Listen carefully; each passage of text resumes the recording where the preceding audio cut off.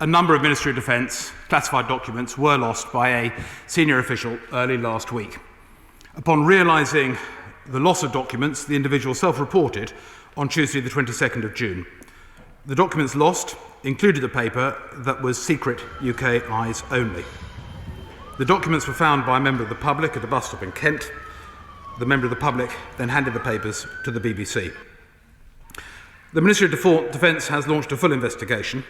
The papers have now been recovered from the BBC and are being assessed as I speak to check that all documents missing have been recovered and what mitigation actions might be necessary.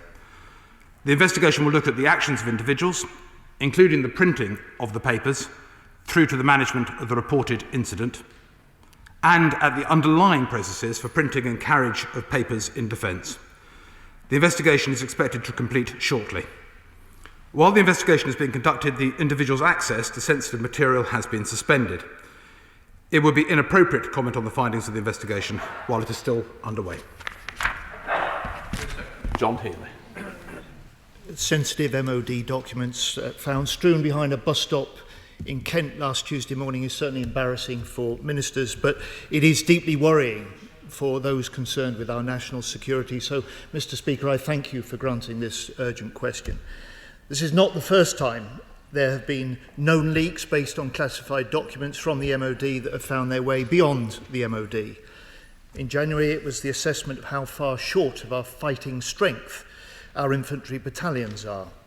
Early this month, it was personal details of over 1,000 forces personnel, including special forces, which the Armed Forces Minister has now confirmed to me is also subject to a military police investigation. Is the military police involved in this investigation?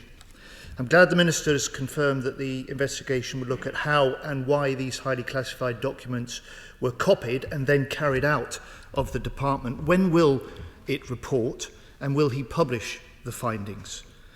He needs to do more to reassure us about the risks involved in this leak. Will he confirm that the level of UK eyes only classification this document had? Has the inquiry yet ruled out espionage? And were our allies informed immediately and at what appropriate level? He mentions ongoing operations, but our frontline forces on HMS Defender, Mr. Speaker, were totally professional in dealing with aggressive Russian actions in the Black Sea last week. But they must be asking, what about our backup at the MOD when top secret documents about their mission, ahead of their mission, found their way to the back of this bus stop in Kent? And finally, Mr. Speaker, ministers need to do more to reassure the public and our forces personnel that they've got a grip of their department and they've taken actions to stop this series of security breaches at the department. The MOD police are involved as part of this investigation. On the timing, I've said shortly, I hope that will be in very short order. I hope it'll be as little as a week, but I can't commit to that in case the investigation finds more stuff that they need to go into. I would hope it'll be a very short process indeed, and we'll be able to inform the House at Defence Questions next week. But forgive me, Mr. Speaker, if the investigation needs to take longer, we'll explain that on Monday if so. Regarding espionage, again, this is a matter for the investigation, clearly, but I would emphasise to the House that the individual did self-report when the individual became aware that the documents had been mislaid. We have certainly informed the United States. They are aware of this circumstance. If anything further comes out of the investigation, they will be informed again. Mr. Speaker, I thank the right honourable gentleman for his question.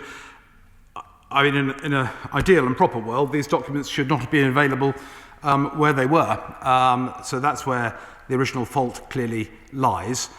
In the event of documents of this nature being found, clearly one would encourage members of the public to hand them in to the police. In this instance, they were handed in to the BBC.